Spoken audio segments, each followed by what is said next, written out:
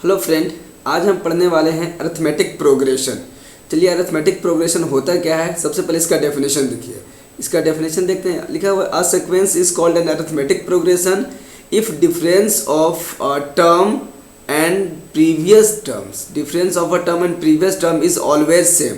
अब देखिए, सबसे पहले क्या आता है कि जो सीक्वेंस होगा उसको हम अरिथमेटिक प्रोग्रेशन कहेंगे। कब कहेंगे? जब उस टर्म्स की और उससे प्रीवियस टर्म यानी उससे पहले वाले टर्म्स का डिफरेंस हमेशा क्या होना चाहिए? सेम होना चाहिए। जिस तरह से अगर मैं बात करूं, अगर ए एन है, a n plus 1 minus a n is equal to constant. कैसा होना चाहिए बच्चों? कॉन्स्टेंट होना चाहिए। कॉन्स्टेंट कह सकते हैं या आप सेम कह सकते हैं। और जिसे हम क्या कहते हैं, ये डिफरेंस फाइंड आउट कर रहे हैं, क्योंकि यहाँ आपने देखा है ए एन प्लस 1 के मतलब उससे आगे वाला और ए एन उससे जस्ट पहले वाला टर्म्स का डिफरेंस है। और इसको हम जनरली स्मॉल डी से डिनोट करते हैं और इसे हम कॉमन डिफरेंस भी कहते हैं। Common difference, okay. इस डी को कहा जाता है कॉमन डिफरेंस। तो कॉमन डिफरेंस क्या होता है? अगला टर्म्स माइनस पिछला टर्म्स, ये हमेशा अगर किसी भी सीक्वेंस का अगर इक्वल है तो इस तरह के सीक्वेंस को हम बोलते हैं अरिथमेटिक प्रोग्रेशंस। ओके, चलिए नेक्स्ट पे बात करते हैं। अब प्रोग्रेशन क्या है? अब हम लोग यहाँ पे देखेंगे प्रोग्रेशन कि it is not necessary that the term of sequence always follow a certain pattern. कहता है कि ये कुछ ज़रूरी नहीं है कि जो सीक्वेंस होता है हमेशा किसी सर्टेन पैटर्न को फॉलो करता है, लेकिन या फिर they described by the sum and explicit formula for the nth term, या फिर वो किसी एनर टर्म के लिए कोई एक फॉर्मूला ड्राइव कर सकता हो या आपको डिस्क्राइब करके देता हो। ऐसा कोई ज़रूरी नहीं है। बस दो sequences whose term follow a certain pattern are called the progression. जैसे सपोज कर लीजिए, यहाँ पे आपको लिख दिया मैंने 2 3 5 9 7 13 20 एंड डॉट डॉट डॉट। देखिए, ये क्या है? आपका एक सीरीज सीक्वेंस है। ये दिखाई दे रहा है आपके पास सीक्वेंस है। क्या ये किसी रूल को फॉलो कर रहा है? आप ध्यान से देखिए इसको। आपको कोई भी वैसा रूल नहीं दिखेगा जिसके अकॉर्डिंग ये सारे टर्म्स लिखे हुए हैं। कोई भी वैसा रूल्स नहीं दिखाई देगा। लेकिन कहते हैं कि वैसे सीक्वेंसेस जो किसी न किसी रूल को फॉलो करते हैं हम उन्हें प्रोग्रेशन कहेंगे। यहाँ पे कोई ना कोई रूल फॉलो होना चाहिए। जैसे सपोज करिए, जब मैंने लिखा 1, फिर लिख दिया 2 3 4 एंड डॉट डॉट डॉट, ये काउंटिंग नंबर चल रहा है, ये एक रूल को फॉलो कर रहा है। फिर देखिए नेक्स्ट एग्जांपल, 1 4 9 16 25। अगर आप इसे ध्यान से देखेंगे तो ये आपको लग रहा होगा कि नेचुरल नंबर के स्क्वायर है, एक रूल को फॉलो कर रहा है। आगे देखिए 1 8 27 64 एंड डॉट डॉट डॉट। ये देखिए नेचुरल नंबर का क्या हो रहा है? क्यूब हो रहा है। अब यहाँ देखिए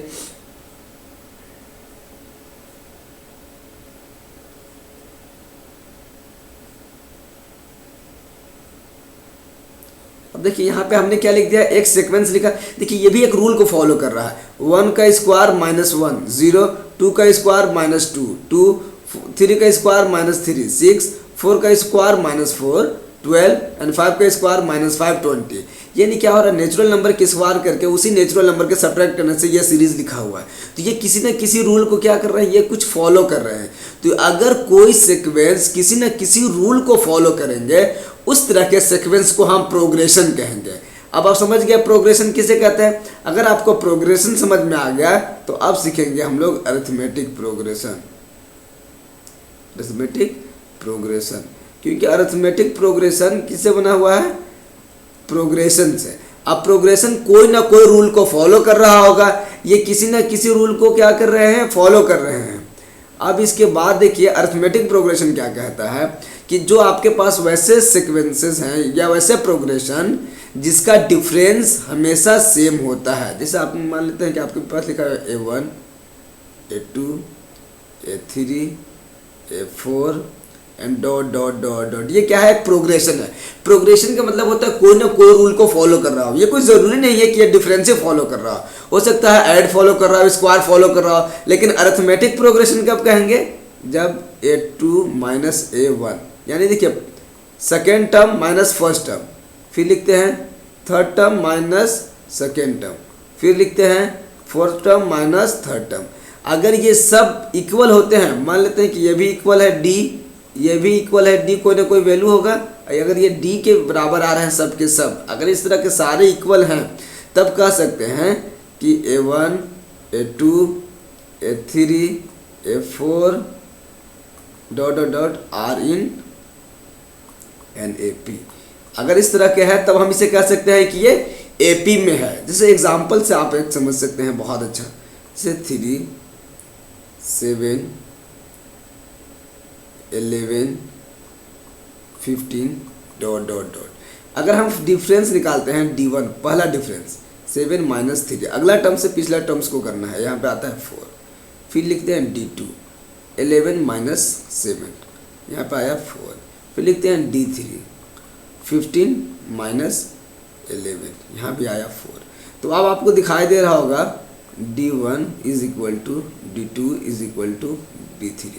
तो हम कह सकते हैं 3 7 क्या है, फिर 11 है ये 11 15 dot dot dot are in an AP। Okay, अब ये किस में हो गया, AP में हो गया, क्योंकि हमें डिफरेंस हमेशा चेक करना है। अगर डिफरेंस इक्वल हो जाए तो फिर उसे हम AP में कहेंगे। प्रोग्रेशन आपको क्लियरली पता चल गया होगा कि किसी ने किसी सर्टेन रूल को फॉलो करना चाहिए। ये कोई ज़रूरी नहीं कि डिफरेंस का फॉलो कर रहा हो, लेकिन एक रूल बनना चाहिए। लेकिन अरिथमेटिक प्रोग्रेशन किसको कहेंगे, वैसे प्रोग्रेशन को सिलेक्ट करना है जिसका डिफरेंस हमेशा इक्वल होगा, उस तरह के प्रोग्रेशन को हम बोलेंगे अरिथमेटिक प्रोग्रेशन। अब चलिए हम लोग टर्म्स ऑफ एन AP, अब AP को टर्म ढूंढते हैं। अब हम लोग देखते हैं, अभी आप एक एग्जाम्पल देख लीजिए, फिर आपको दिखाते हैं। अभी सेम एग्जाम्पल लिखता हूँ मैं, 3 7 11 15 एंड डॉट डॉट डॉट। इनके बीच में कितने का डिफरेंस है, 4 का। यहाँ भी कितने का डिफरेंस है, 4 का। यहाँ भी कितने का डिफरेंस है, 4 का। ये सब 4 प्लस करने के बाद आ रहा है नेक्स्ट टर्म, ठीक है। अब देखिए हम बताते हैं यहाँ पे A1 A2 A3 A4 and dot dot dot. अगर ये AP में है, अगर मान लेते हैं ये AP में है, तो A2 इज इक्वल टू क्या हो सकता है, मान लेते कि डिफरेंस है A2 माइनस A1 को हम लोग डिफरेंस मान लेते हैं, ठीक है। तो अब देखिए A2 इज इक्वल टू क्या हो सकता है, इसको LHS में ले जाइए, A1 प्लस D, इसको ध्यान से देखेंगे। A2 is equal to A1 plus D। अब देखिए A3 इज इक्वल टू क्या हो सकता है, A3 इज इक्वल टू क्या है, A2 प्लस, इसमें क्या है, डिफरेंस ऐड करना है। डिफरेंस कितना है, D।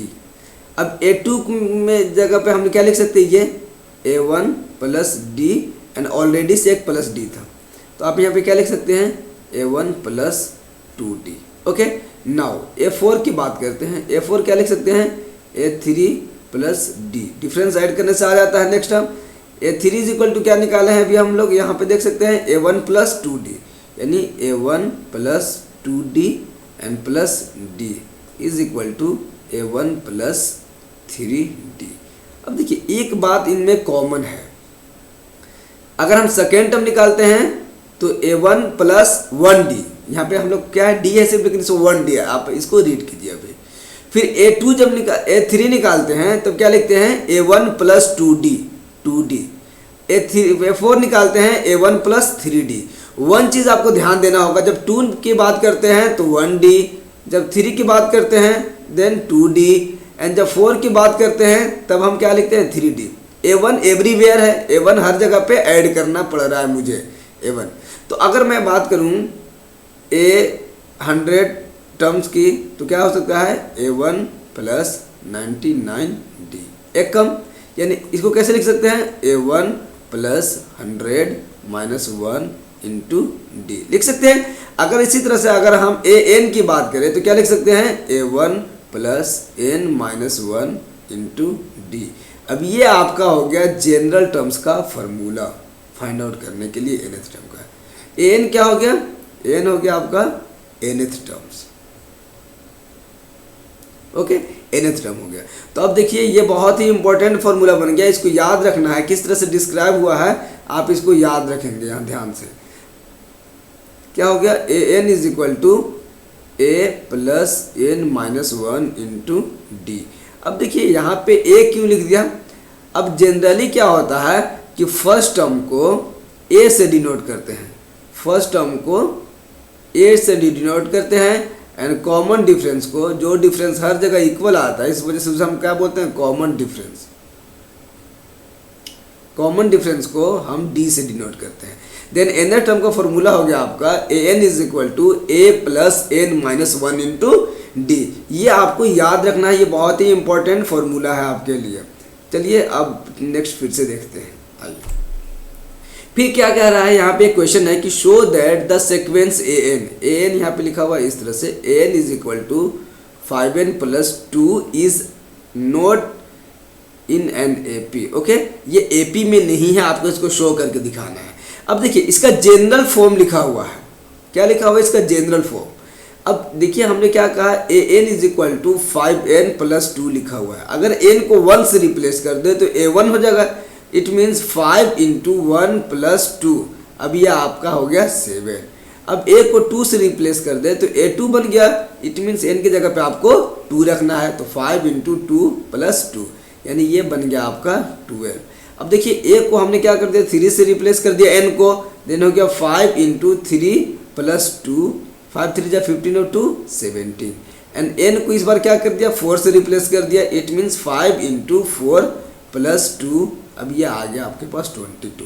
चलिए एंड सो ऑन, इस तरह से हम क्या कर सकते हैं, बहुत सारा टर्म्स फाइंड आउट कर सकते हैं। लेकिन मुझे क्या करना था कि इसको चेक करना है ये AP में है या नहीं है। तो हमारे पास टर्म्स कैसे मिले हैं, देखिए मिले हैं हमारे पास 7, 12, 17, 22, डॉट डॉट डॉट, यानी और भी ऐसे टर्म्स आ सकते थे। तो चलिए हम लोग निकालते हैं first difference, d1 is equal to second term minus first term, यहाँ पे आया मेरा 5। ओके, एंड यहाँ से निकालते हैं d2 निकालते हैं third term minus second term, यहाँ पे भी आ गया मेरे पास 5।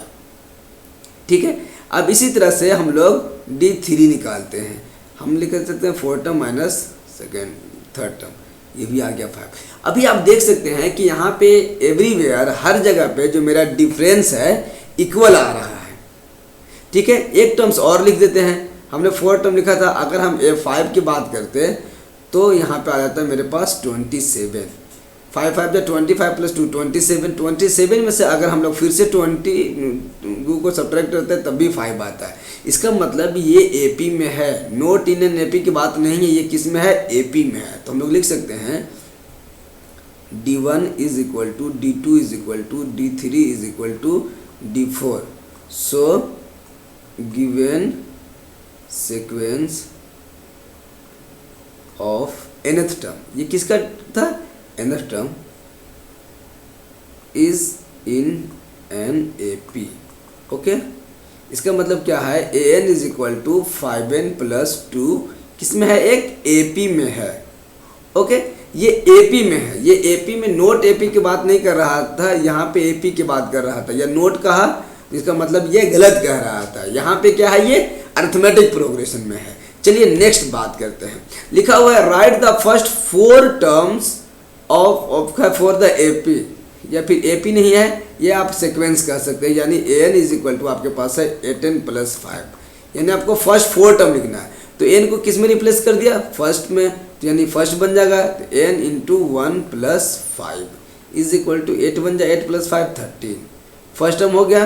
अब सेकेंड टर्म लिखेंगे, n को 2 में रिप्लेस कर देंगे, तो 8 इंटू 2 प्लस 5, 8 2 16 प्लस 5 21 हो गया, एंड n को 3 में रिप्लेस करेंगे तो थर्ड टर्म बन जाएगा 8 इंटू 3 प्लस 5, ये हो गया आपका 29, एंड n को किस में रिप्लेस कर दिया इस बार, 4 में, 4 टर्म पूछा है, 8 इंटू 4 प्लस 5 कर देंगे, 8 4 जा 32 5 37, आपको दिखाई दे रहा है यहाँ पे। इस तरह से हम इसके 4 टर्म्स लिख देंगे। अब यहाँ पे चेक करने के लिए अगर नहीं पूछा तो आपको चेक करने की ज़रूरत नहीं है, अगर ये AP में है तब भी सही है और नहीं भी है तब भी सही है, क्योंकि आपसे सिर्फ कितना पूछा गया है, 4 टर्म, तो आपको 4 टर्म यहाँ पे लिख करके दिखा देना है, इसके 4 टर्म्स। तो ये आपने 4 टर्म्स लिख दिया, ये आपके हो गया करेक्ट। चलिए नेक्स्ट पे बात करते हैं।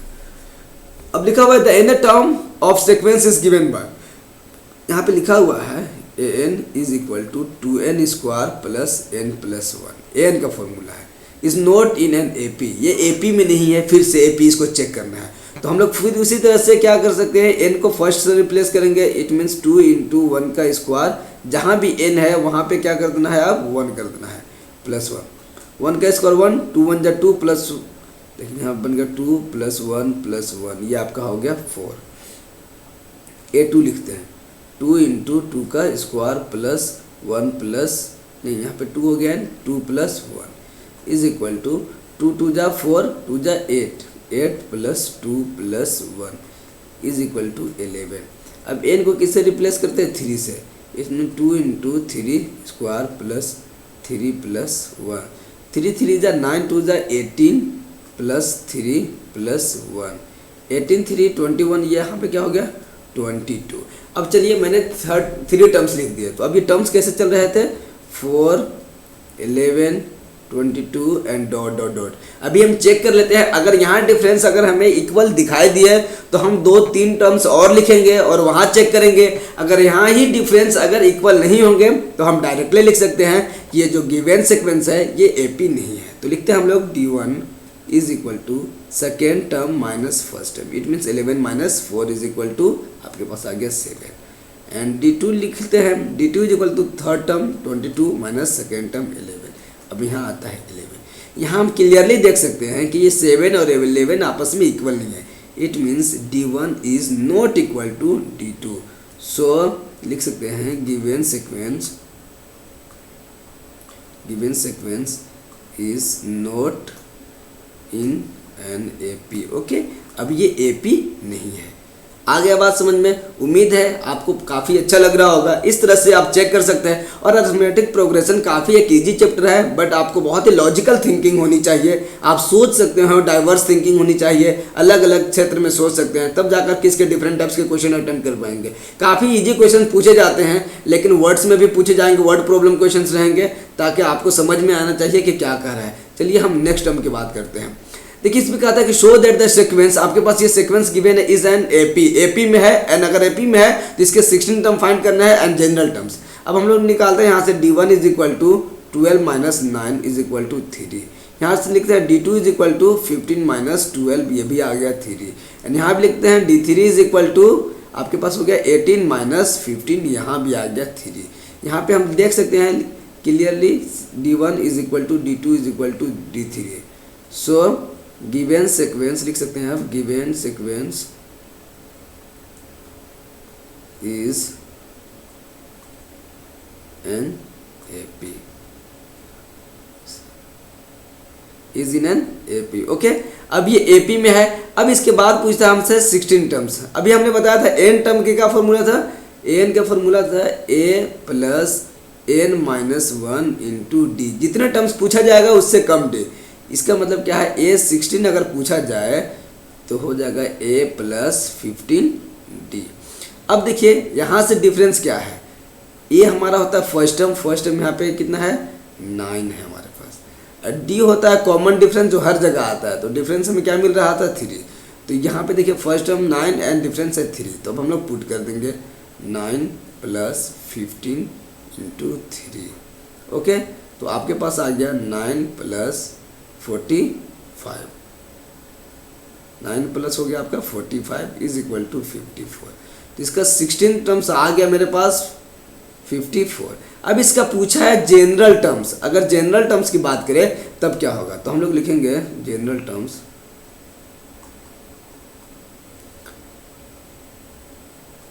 n की बात करेंगे, it means n is equal to a plus n minus 1 into D.